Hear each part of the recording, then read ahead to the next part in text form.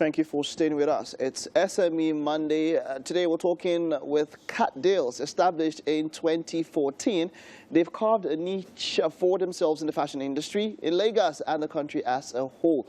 The company, which started with just 16,000 naira, has grown to an estimated net worth of 250 million. Yes, as at date. Now let's find out more from Oladunni Ayorinde as she joins us this morning. Good morning. How are you doing? Good morning. I'm good. I hope we didn't get to wake you up so early this morning. Not really. But it's great to have you. Welcome.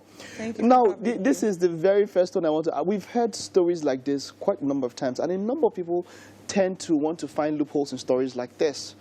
Did you really start this company with 16,000 naira? Absolutely, I did. And it's worth 250 million now. Absolutely. How does that? How does one scale up? How is that even possible? Well, it wasn't an easy journey. I started when I was 7. I was a youth corper. Okay. So I started with 16,000 naira, and well, to God be the glory. We are here today. Let's break it down. Okay. What did you use that 16,000 naira to do? Okay. As a youth corper, 16,000 naira in your hand. I mean, come on. If I go to one restaurant in the VIA or something, that money is gone. But you decided to start. What did you do with 16,000 naira? Okay, the first thing I did was to go to Lagos Island. Okay. So I got some blouses and chain. That was how I actually basically started. Then after a while, I made some money and I went online to some e-commerce sites. Okay. Not in Nigeria. And I imported more clothes. Okay. And I started turning the money over with my stipend. I was collecting my alawi. Okay. You know, so that was how I kept growing. Now, in the fashion business, for a lot of startups, one thing that they have a problem with is credit. Or not, but well, credit means business, something else. Or when people owe them and all of that, you know, you have a client, someone says, okay, I'll pay back at the end of the month and all of that.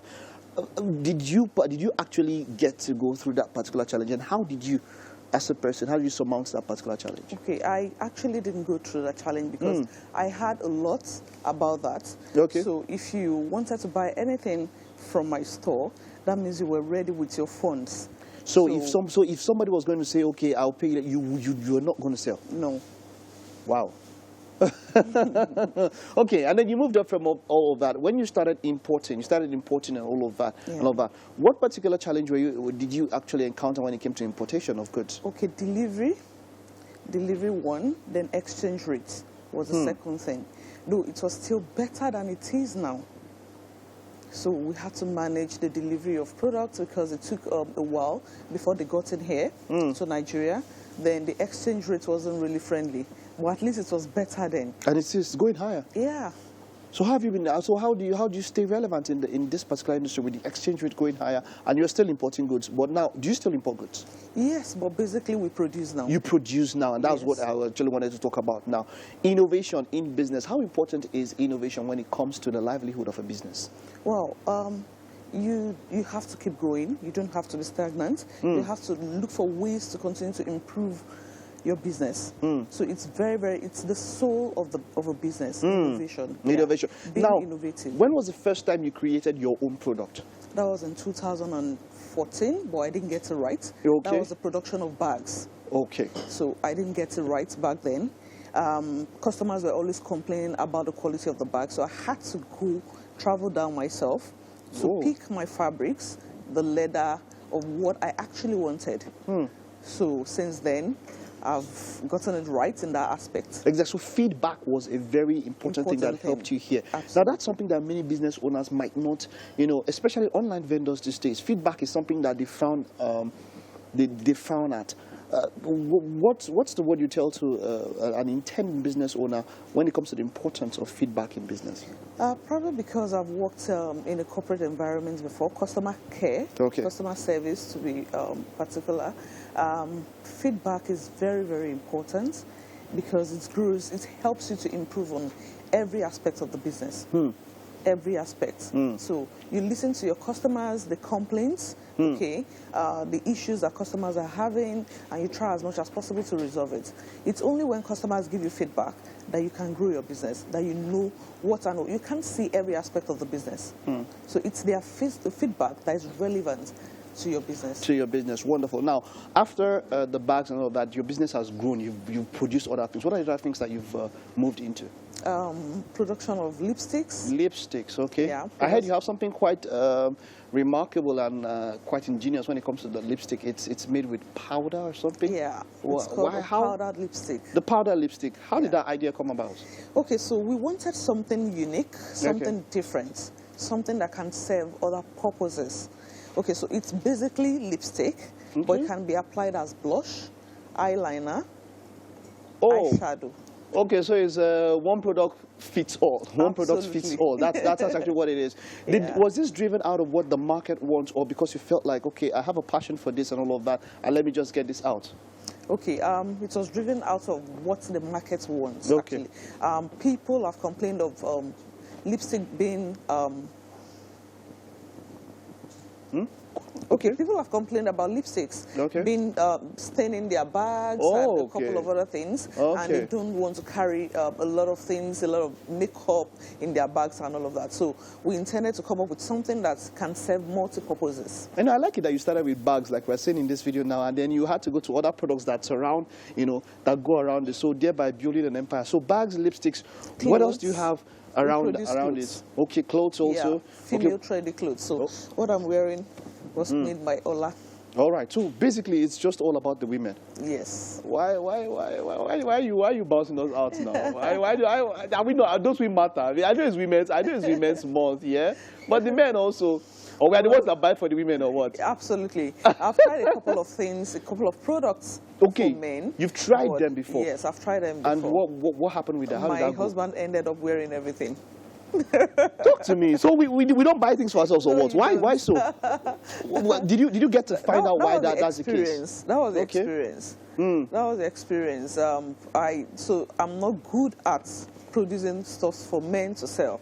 I like this. You were saying something. So you're actually finding out what you are actually good at. So you're not saying that the problem is in the market, but you have some strengths, and you're actually leveraging on that particular strength that you have. Absolutely. Wonderful, wonderful. So moving forward now, how far, what next? What can we look? 5 years, 10 years projection. How far Cartdeals? What do we see? 10 years projection, we want every Nigerian, every African to have a product in their household that comes from Cartdeals. It could be jean. Our jean is coming very soon. All our luxury denim. Bag, footwear, kiddies items. Every household in Nigeria needs to have a product from our store. Why do you want every household to have a product? Because Cartdeals has to be a household name. And a lot of it now is based online, right? People can order online and all that. Yeah. Just we have a physical store. You have a physical store, but you also have an online store. Yeah. With the way Nigeria is set up now, which one drives your business more, the online store or the physical store? Both, actually, because people want to see the products. Okay. They want to so if they go online and want to order, they want to actually come there and say... And pick up. And pick up. Yeah. What particular challenges have you experienced when it comes to online shopping or online sales? Delivery. Logistics. Yeah. Wow. Logistics. And how have you been able to surmount that challenge? Okay, we keep trying.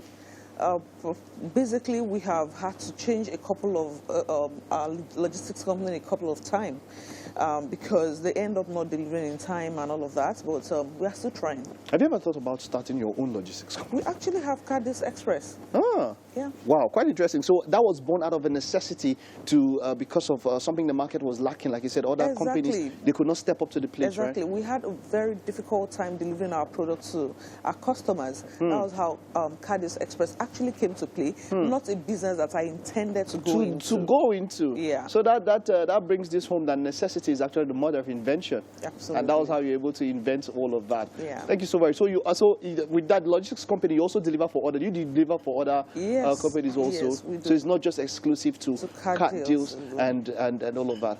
It's a wonderful story you have here. 16,000. Wow. I have more than 16,000. How do I do? So, well, to some people now, let's round up with this. To some people now who have some sort of money that they feel is not enough, How would you encourage such a person that, look, hey, tomorrow you can actually make this from that small thing that you have? Yeah, you can actually start with what you have. When I was starting out, I read a book that says, start with what you have. You don't have to wait for all the millions to come before you start a business, or you start whatever you wish to. Start with what you have. So when I started out, I couldn't sell online. We didn't have, it wasn't the age of Instagram and all. So I had there were other e-commerce sites that I could sell on. So start with what you have, as little as it is. Start with what you have. Ola, thank you so much. This was quite an inspiring and enlightening session with you.